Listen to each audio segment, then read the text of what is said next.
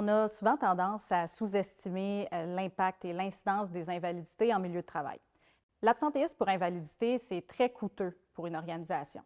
Il y a les coûts directs, donc par exemple les coûts au niveau des primes d'assurance ou les coûts de maintien de salaire, les coûts pour l'administration et la gestion des réclamations et les coûts au niveau des heures supplémentaires qu'il va parfois falloir offrir. Il y a également les coûts indirects, donc les coûts de remplacement, les impacts financiers de la perte de productivité et le coût psychologique quand on pense aux employés qui doivent parfois mettre les bouchées doubles pour compenser l'absence de leurs collègues. Selon les statistiques, le coût de l'absentéisme en milieu de travail, ça peut représenter jusqu'à 5 de la masse salariale dans le secteur privé et c'est encore plus dans le secteur public. En plus de coûter très cher, ce qu'on remarque, c'est que les tendances sont à la hausse dans le domaine de l'invalidité. D'année en année, il y a de plus en plus de cas d'invalidité. Les cas sont associés à des problématiques encore plus complexes, comme des problématiques de santé mentale, et les cas d'invalidité durent de plus en plus longtemps.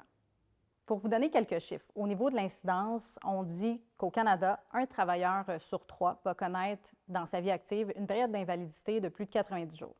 Au niveau des cas de santé mentale, l'Organisation mondiale de la santé nous dit qu'actuellement, c'est 450 millions de personnes qui sont atteintes d'une problématique de santé mentale.